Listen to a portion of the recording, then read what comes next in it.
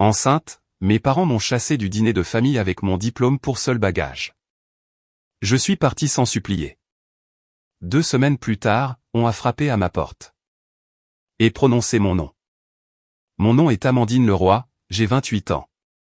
Lors de mon premier dîner de famille après l'obtention de mon diplôme de médecine, je suis entré dans la pièce alors que j'étais enceinte de 14 semaines.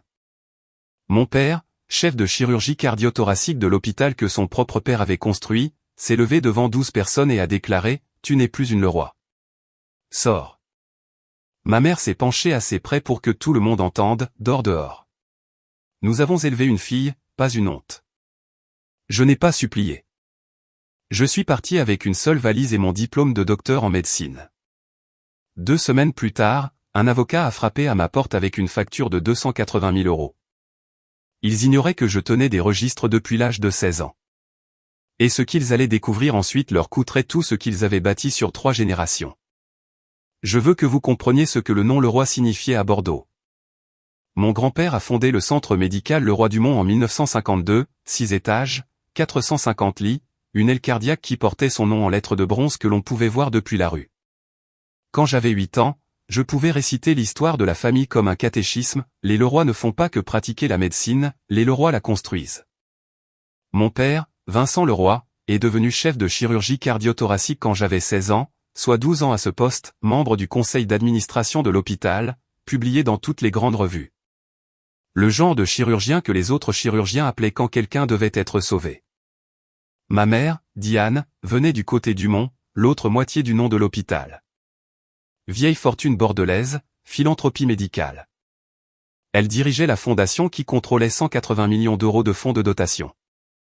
Chaque année, le gala de la fondation rapportait 8 millions d'euros supplémentaires. Chaque année, ma mère montait sur scène dans une robe qui coûtait plus cher que la voiture de la plupart des gens et parlait d'héritage. Je devais faire partie de cet héritage. La faculté de médecine n'a jamais été une question, c'était une fatalité, comme hérité de la couleur des yeux. Ils ont tout payé pendant ces 4 années, 280 000 euros de frais de scolarité seulement. Je n'y pensais pas à l'époque, j'étais leur fille.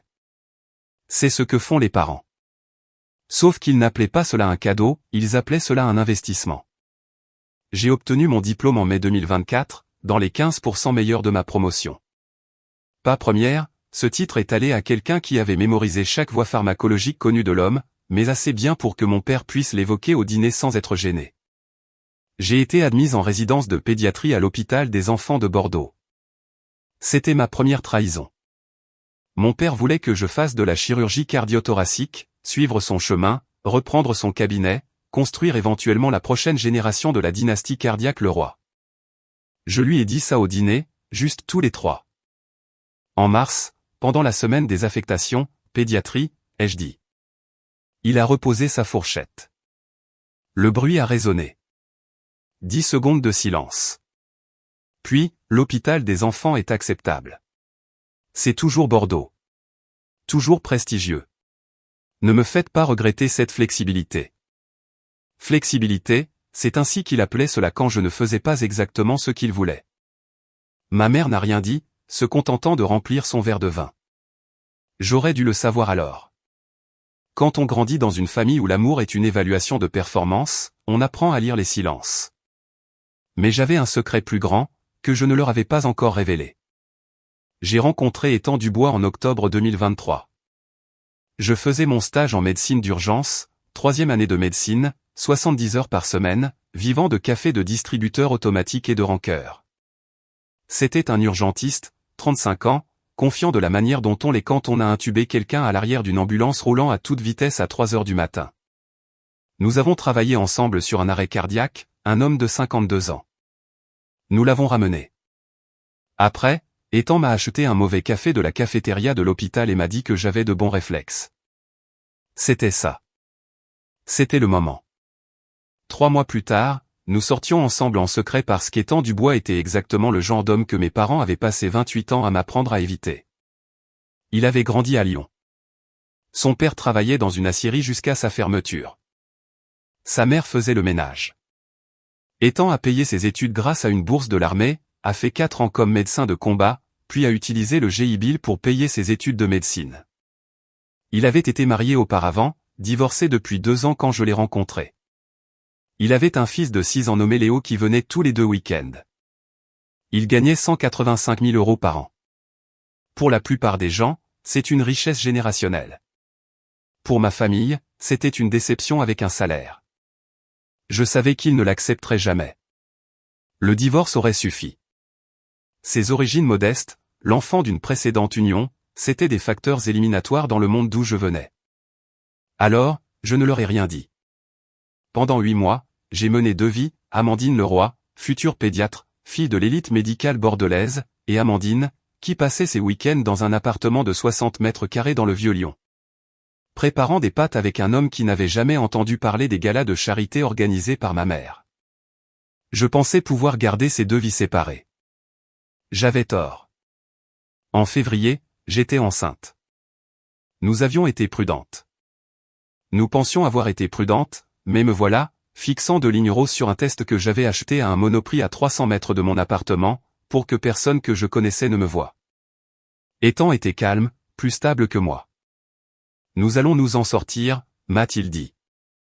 Quoi que tu veuilles faire, nous trouverons une solution. Je voulais le garder. Cette décision était facile.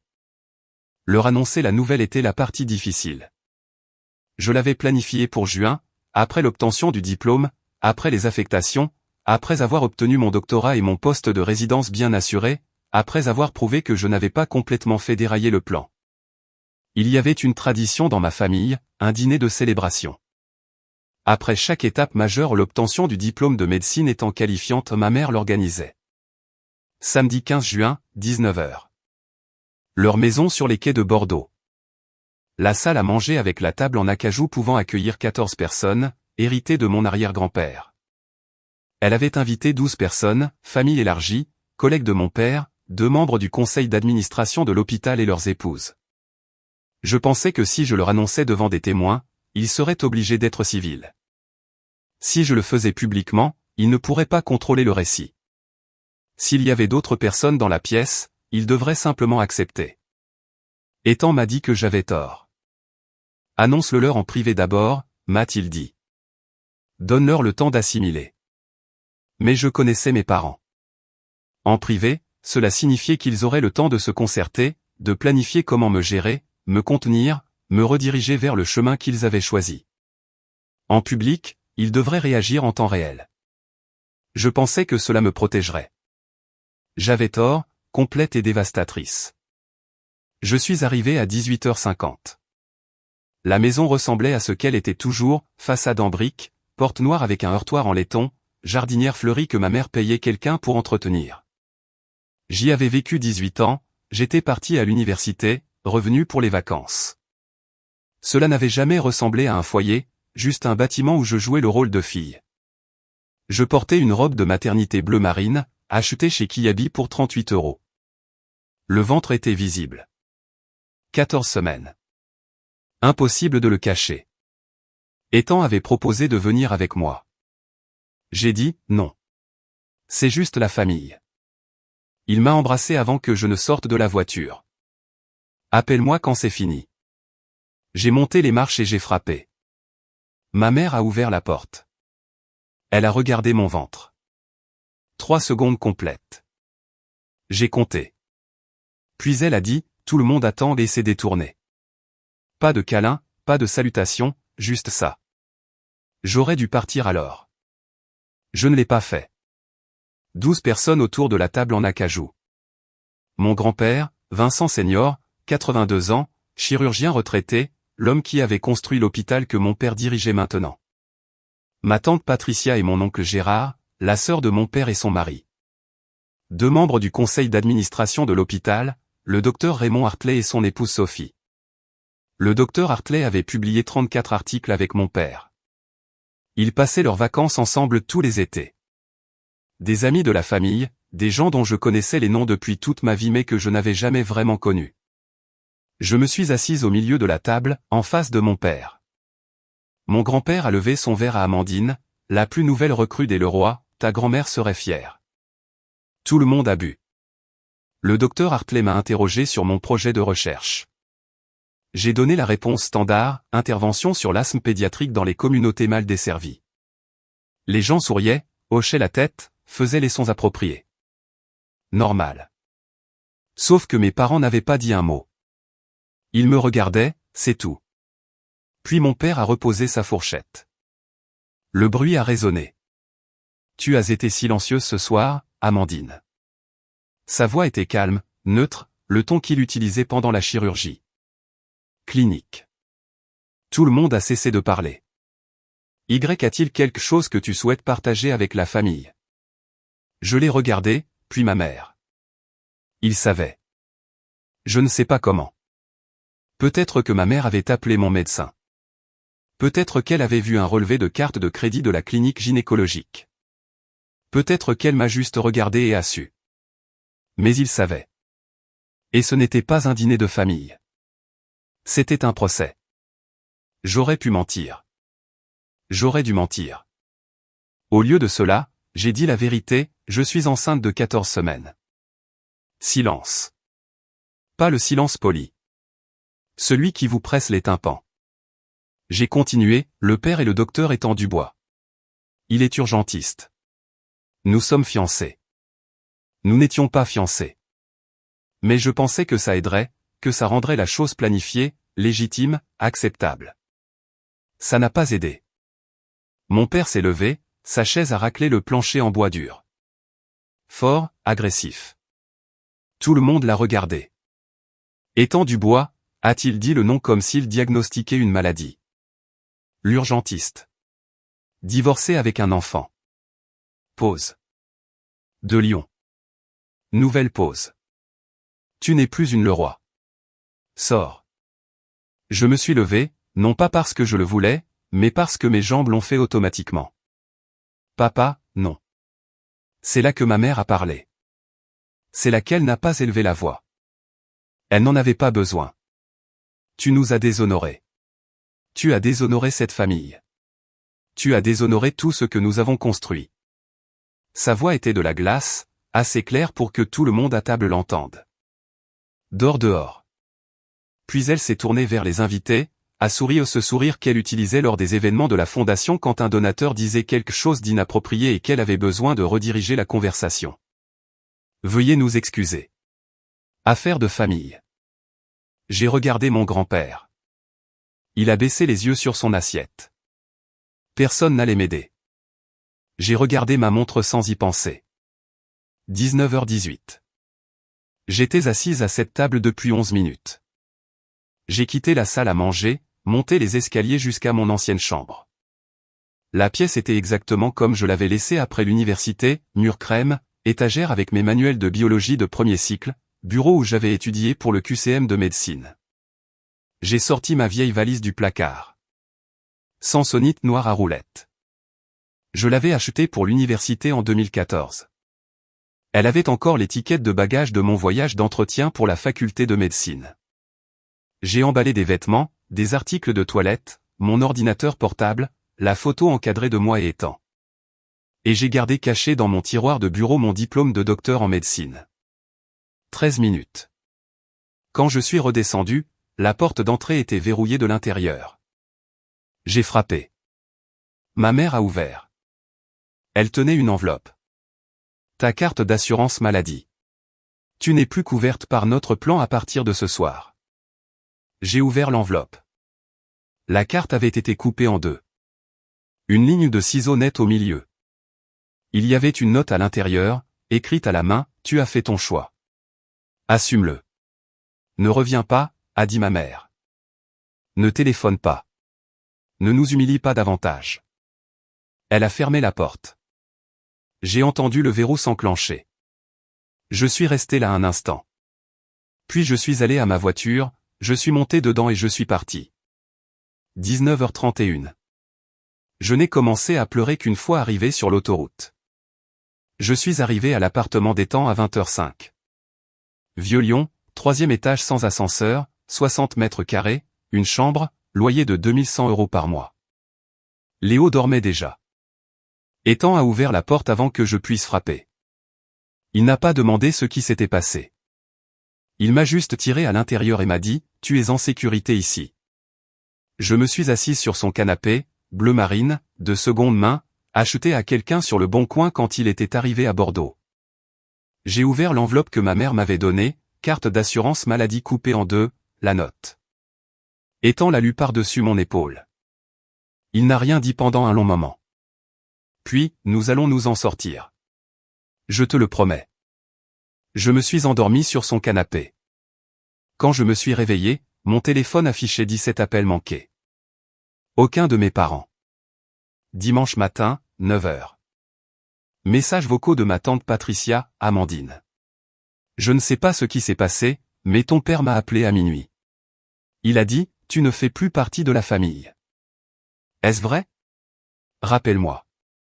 Mon ancienne colocataire d'université, Jeanne, Amandine, qu'est-ce qui s'est passé hier soir? Ta mère a dit à tout le monde que tu étais partie parce que tu ne supportais pas la pression de la résidence. Rappelle-moi. Je suis inquiète. 2 appels de numéros que je ne reconnaissais pas. Je n'ai rappelé personne. Puis j'ai vu l'email. Objet, notification de clôture de compte, de Maître Dubois. Dubois et associés, avocat, envoyé dimanche 16 juin 2024, 11h43. Je l'ai ouvert, de Maître Douglas Pritchard, des.pritchard@avocat-lyonnais.fr à amandine.leroy@gmail.com. Objet, notification de clôture de compte. Date, 16 juin 2024, 11h43. Chère Mademoiselle Leroy, conformément aux instructions de vos parents, le docteur Vincent Leroy et Madame Diane Leroy, je vous écris pour vous informer des changements suivants concernant vos arrangements financiers, effectifs immédiatement. 1. Solde du compte fiduciaire de 450 000 € est gelé en attendant révision familiale. 2. Le compte courant joint avec Madame Diane Leroy, solde de 3 200 €, a été clôturé. Les fonds ont été transférés sur le compte personnel de Madame Leroy. 3. Toutes les cartes de crédit sous le compte familial ont été annulées. 4. La couverture d'assurance maladie a été résiliée à compter du 15 juin 2024, 23h59. Ceci inclut, mais sans illimité, les décaissements du fonds fiduciaire, la couverture d'assurance maladie, l'accès aux cartes de crédit et toute aide financière future. Veuillez prendre les dispositions nécessaires en conséquence. Sincèrement, Douglas Pritchard, avocat. Je l'ai lu 3 fois, puis j'ai vérifié mon portefeuille, 68 € en espèces. Ma résidence ne commençait que dans 2 semaines. Mon premier salaire n'arriverait qu'à la mi-juillet. J'étais enceinte, sans assurance, sans abri, et j'avais 68 €. 10h22. Mon téléphone a sonné. J'ai failli ne pas répondre. Puis j'ai vu le nom, Dr Lise Moreau, directrice du programme de résidence en pédiatrie, Hôpital des Enfants de Bordeaux. Mon futur patron. J'ai répondu. Amandine. Sa voix était formelle, froide. J'ai reçu un appel de votre père hier soir. Mon estomac s'est noué. Il a exprimé des inquiétudes concernant votre situation personnelle et votre capacité à répondre aux exigences de la résidence. Je veux être clair, votre poste est assuré tant que vous remplissez nos exigences. Mais j'ai besoin de savoir, êtes-vous prête à commencer le 1er juillet? J'ai pensé à mon père, appelant Lise. Le soir même où il m'avait mise à la porte, essayant de me retirer ma résidence avant même que je ne commence. Le docteur Moreau était une collègue de mon père depuis 9 ans. Elles avaient publié 34 articles ensemble. Elles passaient des vacances ensemble. Leur famille passait Noël ensemble. Elle me demandait si j'étais prête. Ce qu'elle voulait dire, c'est, allez-vous causer des problèmes? Oui, ai-je dit. Je serai prête. Bien. Je vous verrai à l'intégration. Elle a raccroché. Je suis restée assise, tenant mon téléphone. Mon père l'avait appelé quelques heures après m'avoir mise à la porte. Il n'essayait pas seulement de me couper les vivres, il essayait de me détruire. Étant est rentré à 14 heures après un service de 12 heures aux urgences. Il m'a trouvé à la table de la cuisine, ordinateur ouvert, recherchant l'éligibilité à la sécurité sociale, femme enceinte, Rhône-Alpes. Il s'est assis en face de moi. Tu restes ici, le loyer est couvert. Je m'en occupe. J'ai secoué la tête.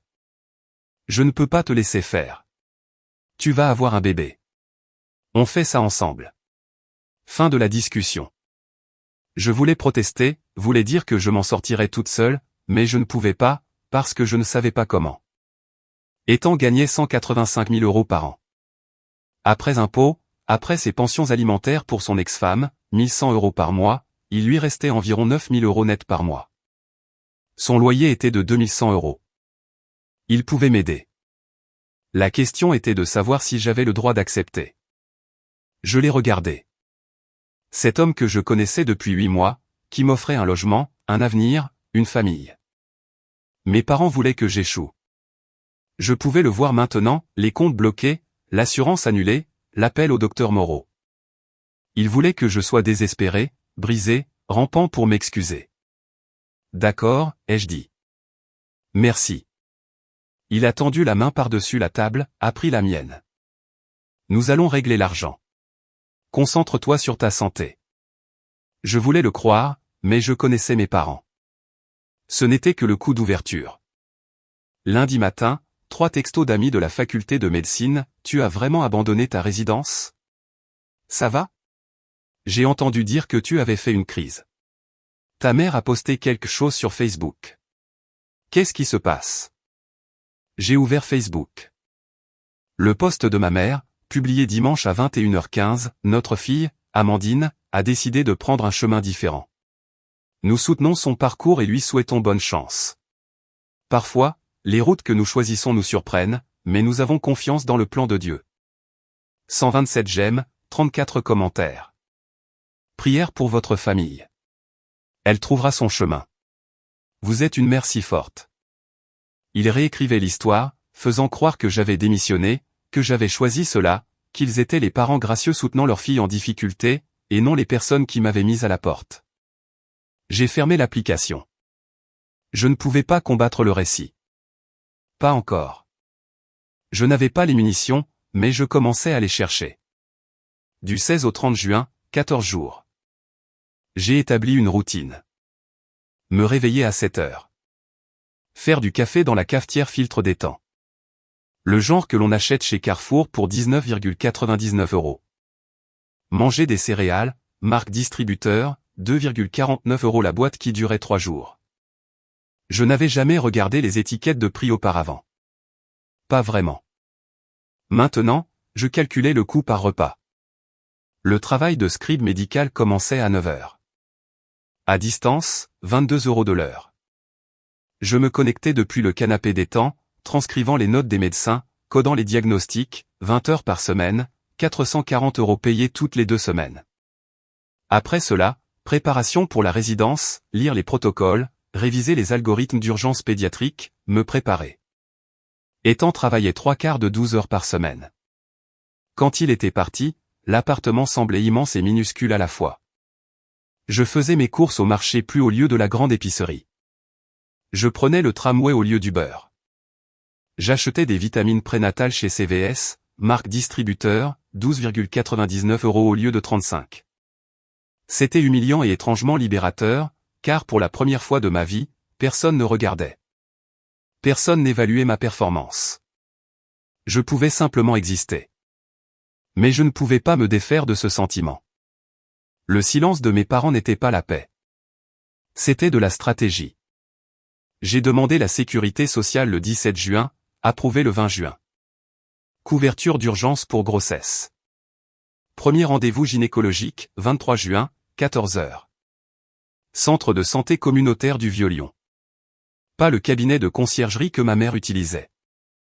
Pas l'endroit où l'on vous offrait de l'eau pétillante et où l'on se souvenait de votre nom. C'était une clinique avec des néons et des chaises en plastique, et une salle d'attente pleine de gens aussi fatigués que je me sentais. Docteur Nina Alvarez, la trentaine, yeux chaleureux, pas de jugement. Elle a fait elle-même l'échographie. 16 semaines maintenant. Les battements de cœur remplissaient la pièce. Régulier, fort, 152 battements par minute. J'ai pleuré. Le docteur Alvarez m'a tendu des mouchoirs. Tout a l'air super. Cœur fort. Vous allez bien. Pause. Avez-vous du soutien à la maison? J'ai pensé à Ethan, son appartement exigu, sa volonté de tout partager. Oui, ai-je dit. Je ne lui ai pas dit que j'avais peur de ce qui se passerait lorsque mes parents feraient leur prochain mouvement, parce qu'ils le feraient. Je le savais. Le fils d'Ethan est venu me voir le 21 juin. Du vendredi soir au dimanche après-midi, Léo, 6 ans, sourire édenté, obsédé par les dinosaures et les Lego. C'était la première fois qu'il me voyait vivre là. Nous déballions les courses quand il a demandé « Tu vas vivre ici maintenant ?» J'ai figé. Ethan est intervenu, Amandine reste avec nous un moment. C'est mon ami. Léo a accepté sans poser de questions. Les enfants de 6 ans sont comme ça. Nous avons construit une ville Lego sur le sol du salon. Léo a tout commenté, un T-Rex attaque la caserne de pompiers.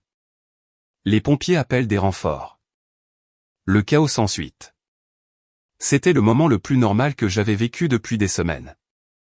Ce soir-là, après que Léo se soit couché, je me suis assise sur le canapé avec Ethan. Ta mère est au courant que je suis là, n'est-ce pas? Oui. Je lui ai dit. Qu'a-t-elle dit? Elle a dit, tant que tu es bon avec Léo, ça lui va. Je l'ai regardé. Je sème le chaos dans la vie de cet enfant. Tu n'es pas le chaos, Amandine, a dit Ethan. Tu es la famille. Je ne savais pas comment lui dire.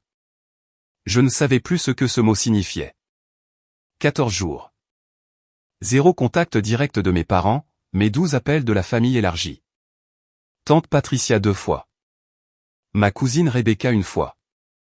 Des amis de la famille, des gens que je connaissais à peine. Tous avec le même message, si tu t'excuses juste et que tu acceptes de reconsidérer tes choix, je suis sûr que nous pourrons arranger ça. Reconsidérer tes choix. C'est ce qu'ils appelaient ça. Ce qu'ils voulaient dire, c'était mettre fin à la grossesse. Quitter Ethan. Revenir au plan. Je n'ai répondu à personne. J'ai bloqué 4 numéros. Mais je savais ce qui se passait. Mes parents utilisaient leur réseau, exerçant des pressions de tous les côtés, attendant que je craque. Je n'allais pas craquer. Le 28 juin, un colis est arrivé. Logo de l'hôpital des enfants de Bordeaux, matériel d'intégration, programme, instructions pour récupérer le badge, formulaire requis, rendez-vous pour test de dépistage de drogue le 5 juillet. La résidence commençait le 1er juillet. 80 heures de travail par semaine, 68 000 € par an. Premier salaire, le 15 juillet. J'ai fait le calcul, 68 000 € brut. Après impôts, 4 200 € par mois. Part du loyer avec Ethan, 1050 €. Courses, 400 €. Remboursement des prêts étudiants, 850 €. Ils avaient été différés pendant la faculté de médecine. Ils reprenaient en juillet. Copaiement pour les soins prénataux, 200 €. Transport, 150 €. Total, 2650 €. Il restait 1550 € par mois, à peine suffisant. Et je n'avais toujours aucune idée de ce que mes parents préparaient, mais j'étais sur le point de le découvrir. Le 30 juin, dimanche soir, 18h15. Ethan et moi préparions le dîner. Pâtes, sauce en pot, 7,99 € pour un pot qui durerait 3 repas. Quelqu'un a frappé à la porte. Je pensais à une livraison. Ce n'était pas ça. J'ai ouvert la porte. Un homme, peut-être 60 ans, costume gris, mallette. Amandine Leroy. Oui. Je suis Douglas Pritchard. Je représente vos parents. L'avocat, celui qui avait envoyé l'email de clôture de compte. Je dois vous remettre ceci personnellement. Il m'a tendu une enveloppe épaisse, légalisée. Vous voudrez la lire attentivement, a-t-il dit. Je vous conseille de consulter un avocat avant de prendre toute mesure ou inaction. Puis il est parti. Je suis resté sur le seuil, tenant l'enveloppe. Mes mains tremblaient. Je ne l'ai ouverte qu'une fois assise. 3 documents à l'intérieur. Le premier était intitulé « Reconnaissance de dette datée du 15 septembre 2020 ». Juste avant que je ne commence la faculté de médecine, je l'ai lu. Moi, Amandine Leroy, reconnais avoir reçu 280 000 € de Vincent et Diane Leroy pour les frais de scolarité de la faculté de médecine, devant être remboursés intégralement sur demande ou lors de la rupture de la relation parentale, selon la première éventualité. Ma signature en bas, notarié. J'ai fixé cela. Je ne me souvenais pas d'avoir signé ça. Puis je me suis souvenu. Septembre 2020. Juste avant la rentrée. Mon père m'avait donné une pile de documents, des documents financiers pour l'école, des formulaires fiscaux, juste des choses standards, m'avait-il dit. Signez ici, ici, ici. J'avais signé sans lire parce que c'était mon père, parce que je lui faisais confiance. Étant, il regardait par-dessus mon épaule. Lis ça. Nom d'un chien. J'ai continué à lire. Document 2, demande de remboursement. Chère mademoiselle Leroy, cette lettre constitue une demande formelle de remboursement de la reconnaissance de dette exécutée le 15 septembre 2020 d'un montant de 280 000 € de principal plus intérêt. Calcul des intérêts à 10% par an composé annuellement de septembre 2020 à juin 2024 équivaut à 28 000 €. Montant total dû, 308 000 €. Le paiement est dû intégralement avant le 30 septembre 2024. Le défaut de paiement entraînera une action civile et des recours juridiques supplémentaires. Sincèrement, Douglas Pritchard, avocat, au nom du docteur Vincent et madame Diane Leroy. Le 30 septembre. Dans 90 jours, j'avais 68 € dans mon portefeuille. Mon salaire de résidente ne suffirait pas. Pas même de loin. 68 000 € par an, 4 200 € net par mois après impôt. Pour payer 308 000 € en 90 jours, j'aurais besoin de 102 666 € par mois. J'aurais besoin de gagner 66 fois ce que je gagnais réellement. Impossible. Mais il y avait un troisième document. Je l'ai ramassé. Projet de lettre adressée à l'Ordre des médecins du Rhône-Alpes et au département de l'éducation français, bureau de l'inspecteur général. Objet, plainte concernant la fraude aux aides financières fédérales. Je l'ai lu, à qui de droit. Nous avons des raisons de croire que le docteur Amandine Leroy a frauduleusement obtenu des aides financières fédérales entre 2020 et 2024 en déclarant faussement sa situation financière sur les demandes de bourse, et équivalent FAFSA.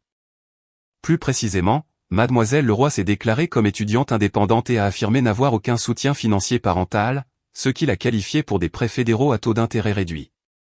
En réalité, ses parents ont fourni 280 000 € en paiement direct de scolarité pendant cette période, ce qui n'a pas été divulgué. Ceci constitue une fraude aux aides financières fédérales en vertu de la loi. Nous demandons une enquête approfondie. Sincèrement, Vincent et Diane Leroy. J'ai cessé de respirer. La bourse. Je m'étais déclarée étudiante indépendante chaque année, de 2020 à 2024. J'avais coché la case aucun soutien parental et j'avais reçu 42 000 € de prêts fédéraux, à des taux d'intérêt plus bas parce que j'étais indépendante, mais mes parents avaient payé mes frais de scolarité, 280 000 €, séparément, non déclarés sur ma déclaration. Pourquoi? Parce que mon père m'avait dit de le faire.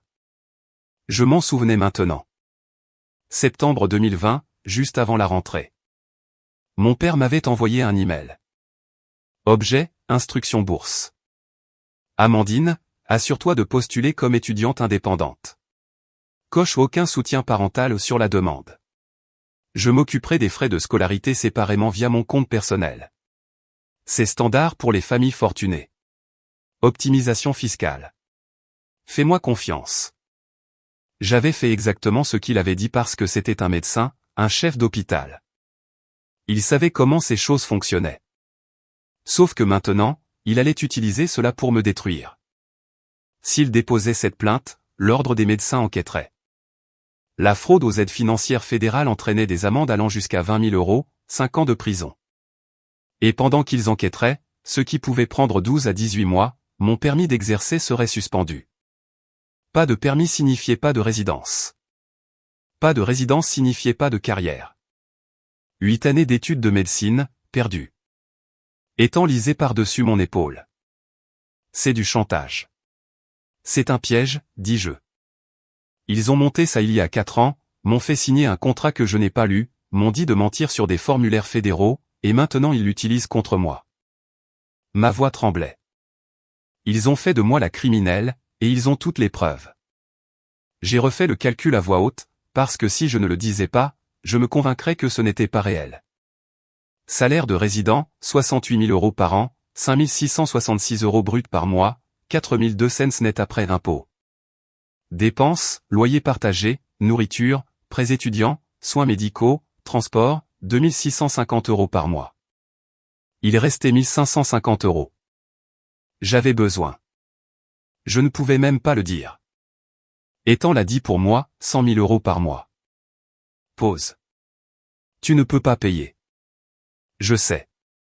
Peux-tu obtenir un prêt? Aucune banque ne me donnera 300 000 € avec un salaire de résident. Et un avocat? Je ne peux pas me payer un retenez. Nous sommes restés là. L'enveloppe entre nous, 3 documents, 3 armes, un contrat que j'avais signé sans lire, une dette que je ne pouvais pas payer, une accusation de fraude qui pouvait mettre fin à ma carrière. Parfait, étanche, conçu pour me détruire à moins que je ne trouve quelque chose qu'ils avaient manqué. Cette nuit-là, je n'ai pas dormi. Je me suis assise à la table de cuisine d'Ethan avec mon ordinateur portable et j'ai commencé à fouiller. Le 2 juillet, j'ai appelé le service d'aide juridique de Bordeaux, GBLS, aide juridique gratuite pour les résidents à faible revenu. J'étais éligible. Les résidents gagnant moins de 45 000 € par an étaient éligibles. Je gagnais 68 000 €, mais je n'avais pas encore été payé. Ils ont accepté mon dossier. Consultation téléphonique, 11 heures. Avocate Sarah Chen, jeune, la trentaine, semblait fatiguée. Je lui ai tout expliqué. La reconnaissance de dette, la demande de remboursement, la menace de fraude. Elle est restée silencieuse un long moment. Puis, voici la dure vérité. Ils ont un contrat signé. Vous avez votre parole. Au tribunal, le contrat gagne. À moins que vous n'ayez des preuves qu'ils vous ont contrainte ou trompé. J'ai des emails, ai-je dit, de 2020. Mon père m'a dit exactement comment remplir la demande de bourse.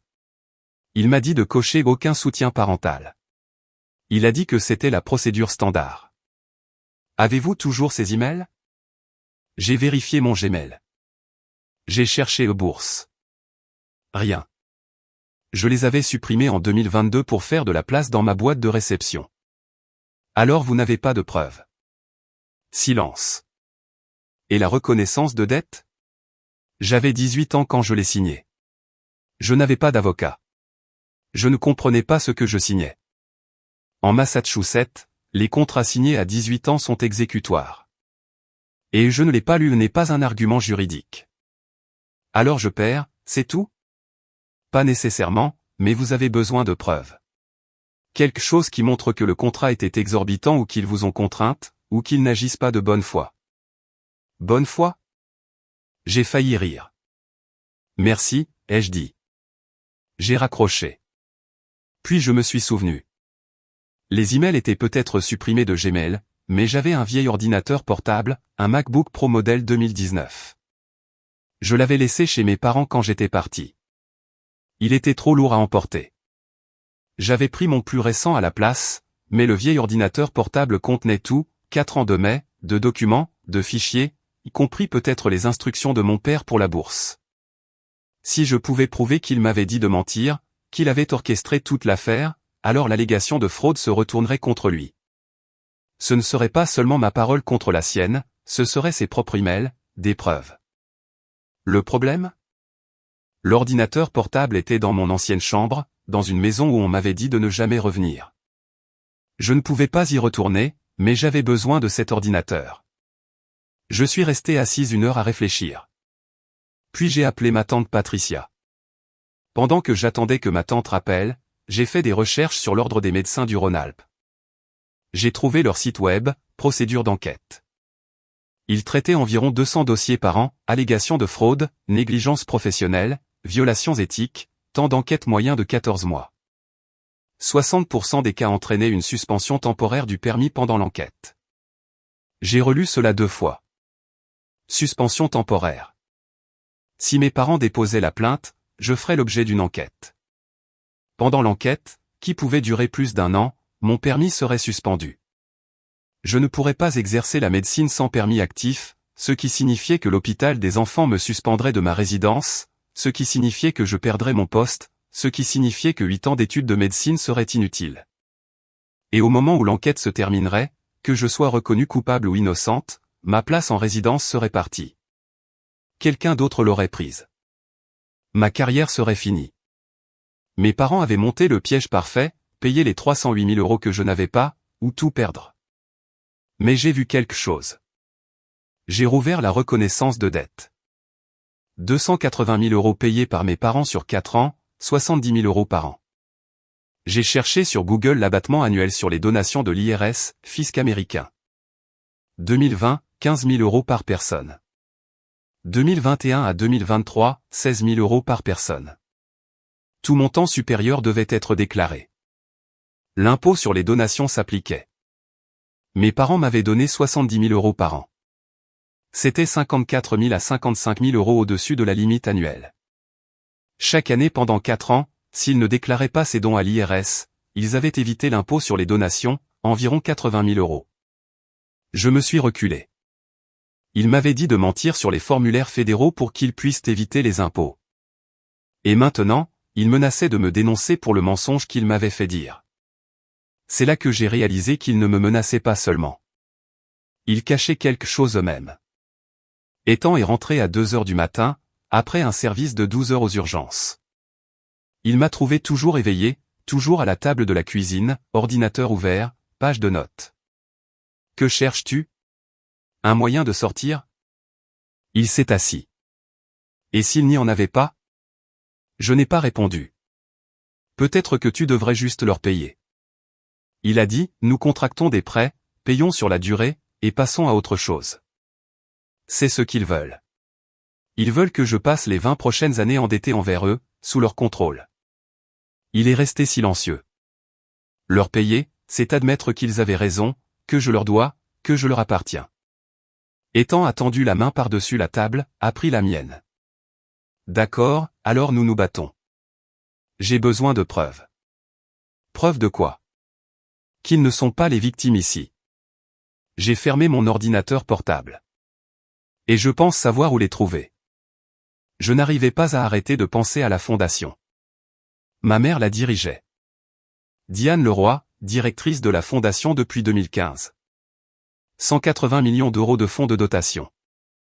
Cet argent était censé servir à des programmes hospitaliers, des bourses, de la recherche médicale, des initiatives de santé communautaire, pas des dépenses personnelles. Mais je me souvenais de quelque chose. En 2022, j'étais rentré pour Thanksgiving. Ma mère était au téléphone dans son bureau. J'ai passé devant et je l'ai entendu dire, la fondation est très généreuse avec notre personnel cadre. Nous avons aidé plusieurs familles à traverser des moments difficiles. Prêts à faible taux d'intérêt, très discrets. Je n'y avais pas pensé à l'époque, mais maintenant, des prêts de la fondation aux membres du personnel. Discret. J'ai rouvert mon ordinateur portable, cherché les réglementations des fondations à but non lucratif, l'IRS. J'ai trouvé. Règles de l'IRS. Les organisations à but non lucratif ne peuvent pas accorder de prêts aux dirigeants ou aux membres du conseil sans surveillance stricte.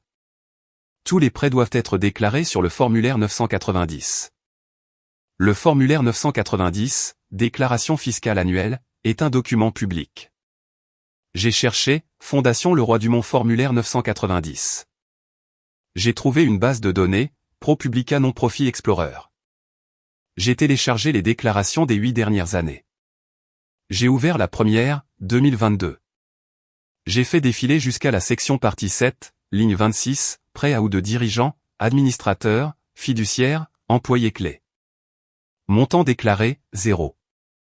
J'ai vérifié 2021, 0. 2020, 0. Chaque année jusqu'à 2015, 0 prêt déclaré. Mais ma mère avait mentionné des prêts discrets à faible taux d'intérêt au personnel cadre. Mes parents étaient du personnel cadre. Je suis resté assise, fixant l'écran. S'ils avaient contracté des prêts et ne les avaient pas déclarés, c'était du détournement de fonds. C'était de la fraude fiscale. C'était fédéral. J'avais besoin de preuves, mais je n'avais pas accès aux dossiers internes de la fondation, quand mon téléphone a vibré. Numéro inconnu. J'ai répondu. Amandine, c'est Patricia Delgato. J'ai travaillé pour la fondation. Je pense que nous devrions parler. Le 5 juillet, j'ai appelé le service des ressources humaines du centre médical Le Roi du Mont, prétendant avoir besoin d'anciens documents fiscaux pour vérification de résidence. J'ai besoin de copies de mes fiches de paie de 2018 à 2023 pour vérification des accréditations. Ils n'ont rien demandé. 3 jours plus tard, les formulaires sont arrivés par email. Je les ai ouverts. Fiche de paie 2023. J'avais travaillé comme assistante de recherche d'été. Payé par la fondation, 1500 € pour un projet de 6 semaines. Case 1, salaire, 1500 €. Case 14, autre rémunération, 15 000 €. J'ai fixé ça. 15 000 €. Je n'avais jamais reçu 15 000 €.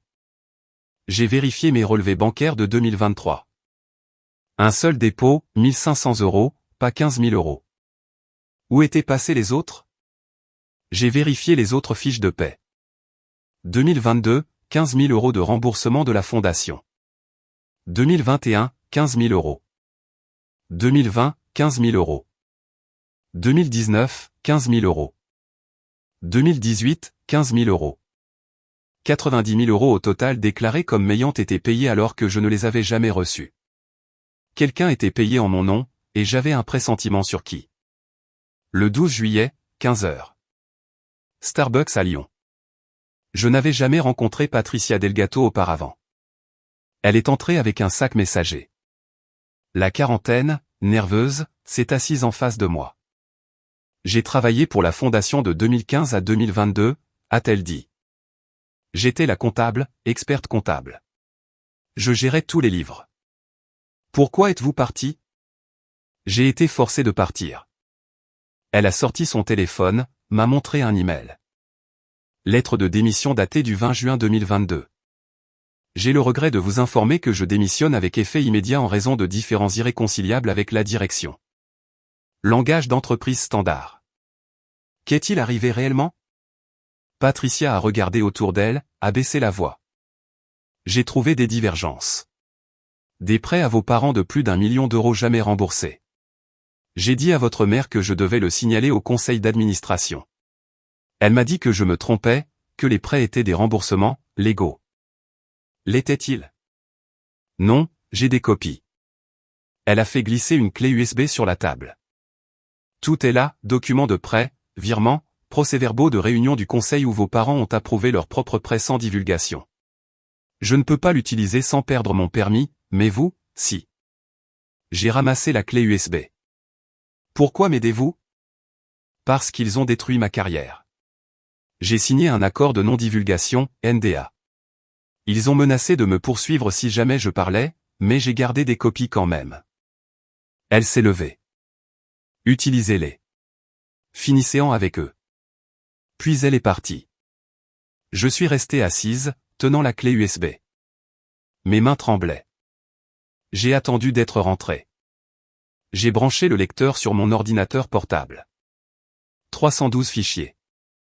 J'ai commencé à lire. Fichier 1, accord de prêt. Vincent Leroy, 450 000 €, daté du 15 mars 2017. Objet, acquisition d'équipements pour la recherche médicale. Conditions, remboursement dans les 24 mois, 0% d'intérêt. J'ai vérifié la date, 2017. 2 ans plus tard, ce serait 2019. J'ai cherché les relevés de remboursement. Rien. Fichier 2, reçu de virement. Fondation Le Roi du Mont à Vincent Leroy. Compte personnel, 450 000 €. 22 mars 2017. Fichier 3, acte de propriété Cap Ferret. Date d'achat, 5 avril 2017. Acheteurs, Vincent et Diane Leroy. Prix d'achat, 600 000 €. Acompte, 450 000 €. L'équipement de recherche médicale était une maison de vacances. J'ai continué à lire. Fichier 8, accord de prêt. Diane Leroy, 280 000 €. 10 janvier 2018. Objet, développement professionnel et voyage de conférence. J'ai trouvé le virement, 17 janvier 2018. Puis j'ai trouvé une série de relevés de courtage. Compte d'investissement personnel de Diane Leroy. Dépôt le 23 janvier 2018, 280 000 €. Achat d'actions Tesla, Apple, Amazon, pas des voyages de conférence, portefeuille d'actions personnelles. J'ai continué. Quand j'ai eu fini, j'avais le tableau complet, prêt totaux de la fondation à Vincent et Diane Leroy, de 2015 à 2023, 1 270 000 €. Montant remboursé, 0. Répartition, acompte pour maison de vacances, 450 000 euros. Collection de voitures de sport de Vincent, 280 000 euros.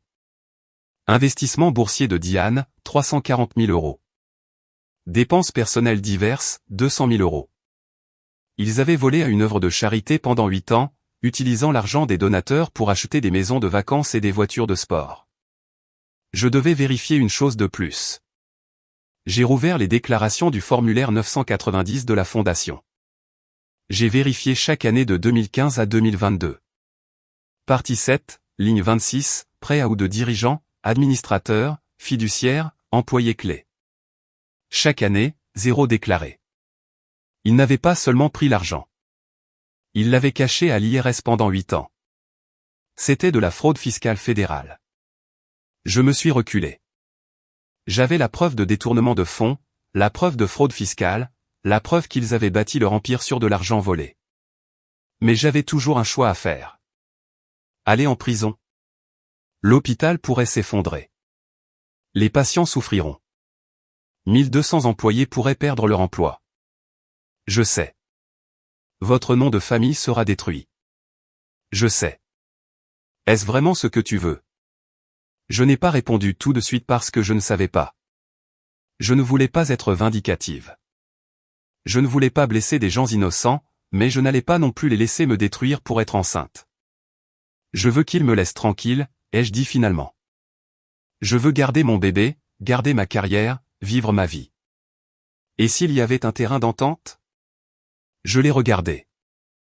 Et si je leur proposais un marché, abandonner le procès, annuler la dette, et me laisser tranquille pour toujours? En échange, je garde ça secret. Ils remboursent l'argent sur la durée. Ils prennent leur retraite discrètement. Personne n'a besoin de savoir. Ethan est resté silencieux. Penses-tu qu'ils accepteront? Je ne sais pas, mais je dois essayer. Je ne pouvais pas simplement les détruire. Pas sans leur donner une chance de s'éloigner, mais j'avais besoin d'une assurance. Le 18 juillet. Avant de contacter mes parents, j'ai déposé des plaintes. Anonyme. Plainte 1, Bureau des lanceurs d'alerte de l'IRS. Formulaire 211. Je signale une fraude fiscale potentielle et un détournement de fonds par des dirigeants de la Fondation médicale Le Roi du Mont, une organisation 501, C, 3. Preuve jointe. J'ai inclus un résumé des montants des prêts, des dates, des divergences dans les déclarations du formulaire 990, anonymisé pour protéger Patricia Delgato. Plainte 2, procureur général du Rhône-Alpes, division des œuvres de charité publique. Même information. Je n'ai pas inclus mon nom, juste les faits, les preuves, les numéros de dossier. Le 25 juillet, j'ai reçu une confirmation par email du procureur général du Rhône-Alpes, division des œuvres de charité publique. Objet, dossier ouvert. Numéro 2024 RH 7831. Votre plainte a été reçue et attribuée pour examen. Si nous avons besoin d'informations supplémentaires, nous vous contacterons via l'adresse email fournie. L'enquête était lancée. Impossible de faire marche arrière maintenant. Si mes parents ripostaient après notre réunion, l'enquête se poursuivrait automatiquement. J'avais une assurance. Maintenant, il fallait juste leur dire. Le 3 août, 14 h. J'ai loué une salle de conférence chez WeWork Bordeaux. 1 heure pour 75 €. Je ne pouvais pas me le permettre, mais j'avais besoin d'un territoire neutre. J'ai envoyé un email via Douglas Pritchard. Objet, discussion de règlement. Je suis disposé à discuter d'une résolution concernant la question de la reconnaissance de dette. Dimanche 3 août, 14 h. WeWork, Bordeaux, 501 cours de la Liberté, salle de conférence C. Mes parents sont arrivés avec Pritchard, confiants. Mon père m'a regardé, puis mon ventre. 20 semaines maintenant, indéniable. Tu commences à voir ton ventre. Ma mère ne m'a pas regardé du tout. Ils se sont assis. Pritchard a ouvert sa mallette. Mon père a souri. J'espère que tu es ici pour être raisonnable, Amandine. Le 30 septembre approche à grands pas. J'ai ouvert mon ordinateur portable. Je sais pour l'argent.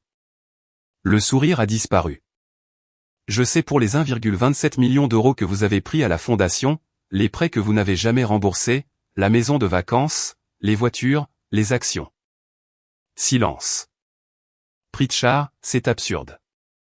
J'ai tourné mon ordinateur portable vers eux, leur montrant l'accord de prêt. 15 mars 2017. 450 000 euros. Signature de Vincent Leroy. J'ai des relevés bancaires, des virements, des procès-verbaux du conseil, et j'ai votre formulaire 990 montrant que vous avez déclaré 0 prêt aux dirigeants. Le visage de ma mère est devenu pâle. Mon père s'est penché. Où avez-vous eu ça? Peu importe. Ce qui compte, c'est que c'est réel. J'ai sorti d'autres documents, 6 reçus de virement, l'acte de propriété du Cap Ferret, les relevés de courtage, je les ai étalés sur la table. Vous avez volé à une œuvre de charité, vous avez menti à l'IRS pendant 8 ans, et vous utilisez cet argent volé pour construire la vie dont vous êtes si fier. Pritchard a commencé à parler. J'ai levé la main. Avant de me dire que ce n'est pas recevable, laissez-moi vous montrer une chose de plus. J'ai sorti mon téléphone, j'ai lancé un fichier audio. La voix de Patricia Delgato a rempli la pièce. Madame Leroy m'a dit directement, nous appellerons cela un remboursement. Le conseil n'a pas besoin de le savoir. Elle a dit que c'était la pratique standard, mais je savais que ce n'était pas le cas. J'ai les emails.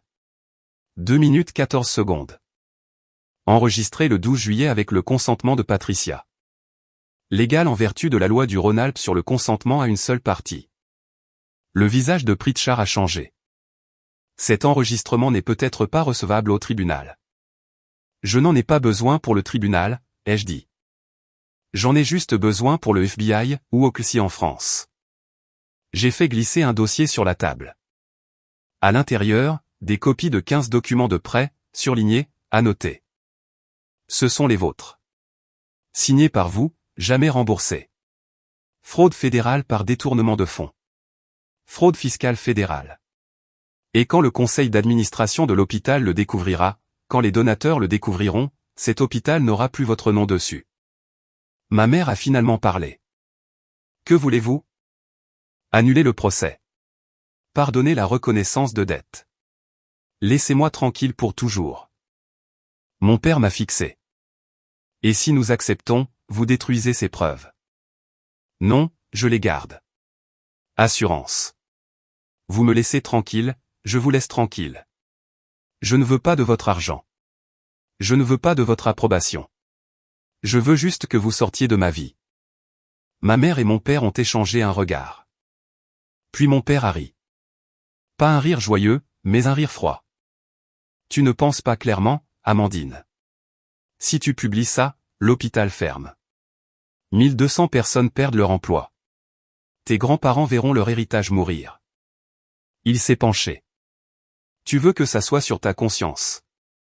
C'est vous qui l'y avez mise quand vous avez volé. Ma mère a parlé. Sa voix était vive, contrôlée. Nous avons bâti cet hôpital. Nous méritons une compensation pour des décennies de service. Ce que nous avons fait était une rémunération standard pour les cadres.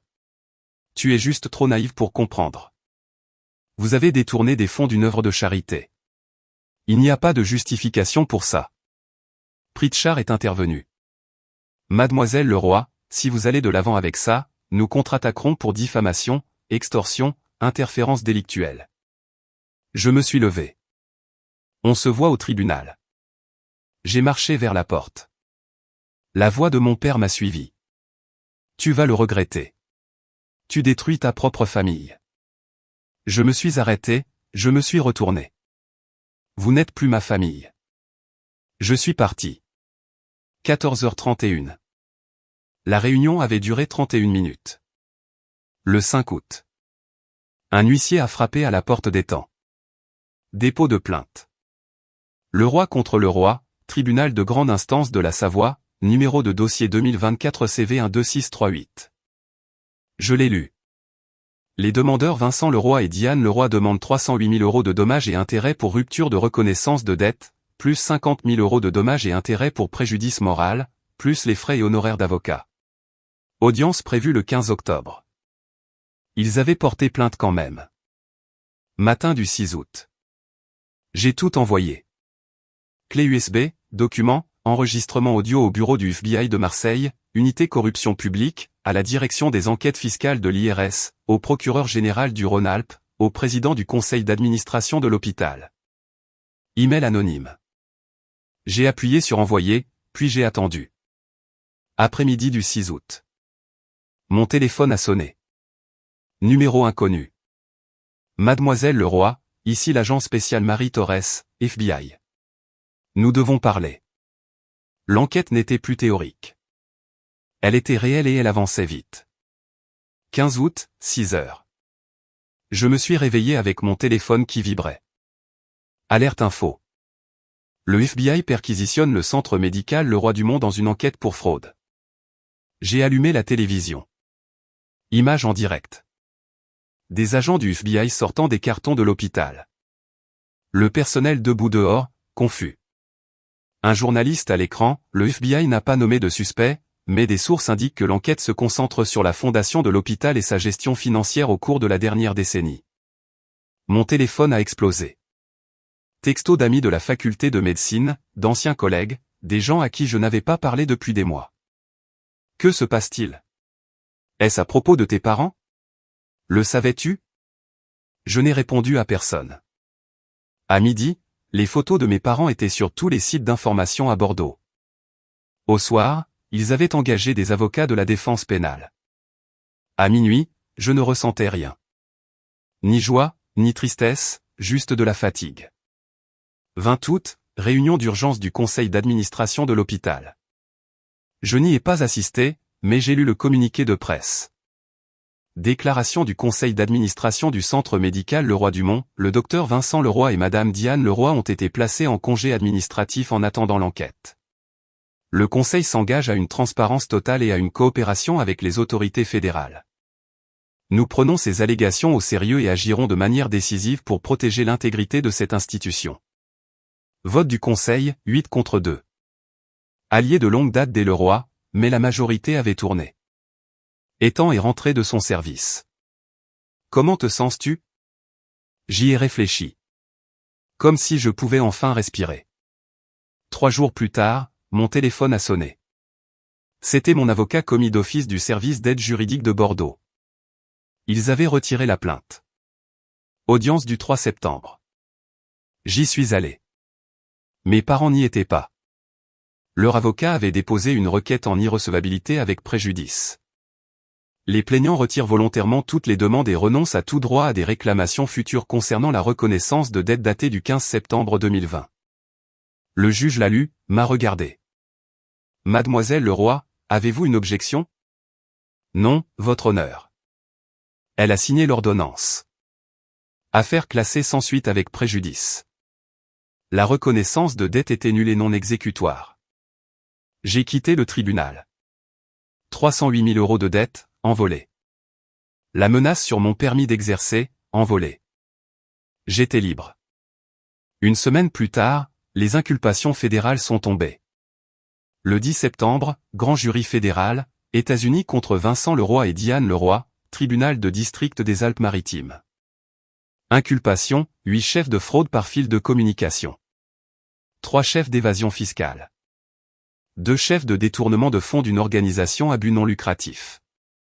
Peine maximale, 20 ans par chef de fraude par fil de communication. Réaliste, pour des délinquants en col blanc n'ayant pas d'antécédents, 3 à 5 ans. Les médias se sont emballés. L'hôpital de Bordeaux, la dynastie tombe, docteur et épouse inculpés pour détournement de fonds. La famille Leroy accusée d'avoir volé 1,27 million d'euros à une œuvre de charité. Mon nom est apparu dans certains articles. Des sources disent que l'enquête a commencé après un tuyau de leur fille, la docteure Amandine Leroy, résidente en pédiatrie. J'ai reçu des lettres de haine. Des gens qui travaillaient à l'hôpital, tu as détruit un héritage. 1200 emplois sont en jeu à cause de toi. Comment dors-tu la nuit? J'ai aussi reçu des messages de soutien. Des inconnus, merci d'avoir tenu bon. Tu as fait ce qu'il fallait. Ne les laisse pas te faire sentir coupable. Je n'ai répondu à aucun d'entre eux. Le conseil d'administration de l'hôpital s'est réuni à nouveau, et cette fois, ils ont pris une décision différente.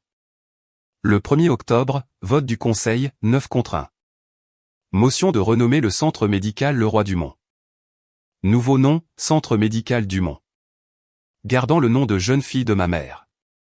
La famille Dumont n'avait pas été impliquée, mais rayait entièrement le nom Leroy. L'hôpital qu'il dirigeait depuis 12 ans, l'héritage que son père avait bâti en 1952. Disparu. Communiqué de presse, nous honorons les contributions de la famille Dumont tout en reconnaissant que le nom Leroy ne représente plus l'intégrité et les valeurs requises par cette institution. Nouvelle signalétique installée le 15 octobre. Coût, 85 000 €. J'ai lu l'annonce assise dans l'appartement d'Étang. J'ai ressenti un étrange mélange de vengeance et de chagrin. L'œuvre d'une vie de mon père effacée. Mais il avait choisi cela, pas moi. 2 semaines plus tard, ils ont accepté un accord de plaidoyer. Audience de détermination de la peine le 15 octobre.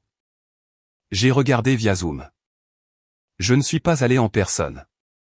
Mes parents se sont présentés devant le juge. Tous deux plaidant coupables de 3 chefs d'accusation de fraude par fil de communication. Charge réduite. Faisant partie de l'accord. Peine, 1,5 million € de restitution à la fondation, payée sur 5 ans. 3 ans de probation. 500 heures de travaux d'intérêt général.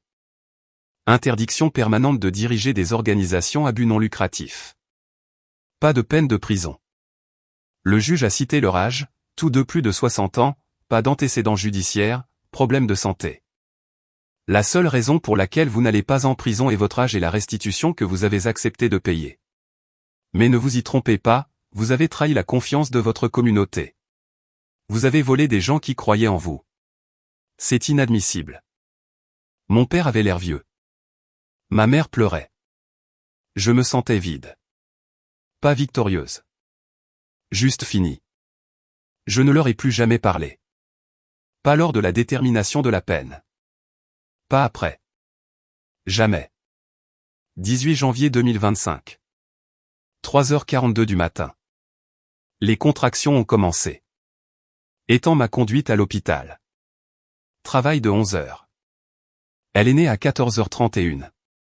3,3 kg. En bonne santé. Parfaite. Je l'ai tenue et j'ai pleuré. Le premier vrai sanglot depuis juin. Nous l'avons appelée Clara Elisabeth Dubois, prenant le nom de famille d'Étang. Pas Leroy. Aucun grand-parent n'est venu lui rendre visite, juste Étang. Léo, maintenant 7 ans. Les parents d'Étang, des cols bleus, chaleureux, aimants. Ils ont apporté des ballons et des animaux en peluche et l'ont appelée notre petite fille sans hésiter. J'ai regardé Clara, ses petites mains, son visage parfait, et j'ai pensé, tu vas grandir en sachant que tu es aimé, pas pour ce que tu accomplis, juste pour qui tu es. C'était le seul héritage qui comptait. Juin 2027. J'avais 31 ans, je terminais ma dernière année de résidence, chef de résidence en pédiatrie à l'hôpital des enfants de Bordeaux. J'avais été accepté pour une bourse de perfectionnement en cardiologie pédiatrique, même domaine que mon père. L'ironie ne m'avait pas échappé. J'avais épousé Étang. Petite cérémonie, octobre 2026. Juste nous, Léo, Clara, et quelques amis proches. Clara avait 2 ans et demi. Drôle, têtue, en bonne santé. Nous vivions dans un appartement de 2 chambres à Toulouse. Loyer de 2 400 € par mois, pas les quais de Bordeaux, mais c'était à nous. Un après-midi, une lettre est arrivée. Adresse de retour, Diane Leroy, ma mère. Je suis resté dans le couloir, la tenant. Étang est arrivé derrière moi. Tu vas l'ouvrir? J'ai fixé l'enveloppe. 3 ans de silence et maintenant ceci. Je l'ai tenu pendant 1 minute entière. Puis je suis allé à la poubelle et je l'ai jeté sans l'ouvrir. Je n'ai pas besoin de savoir ce qu'elle a à dire, ai-je dit à Étang. Je sais déjà qui je suis. Il a hoché la tête. Nous sommes entrés. Les gens me demandent si je regrette de les avoir dénoncés, d'avoir détruit le nom de famille. Je ne le regrette pas, car ils n'essayaient pas de protéger un héritage. Ils essayaient de protéger un mensonge. Et je n'allais plus faire partie de ce mensonge. Certains diront que j'étais vindicative, que j'aurais dû leur pardonner, que la famille est la famille quoi qu'il arrive.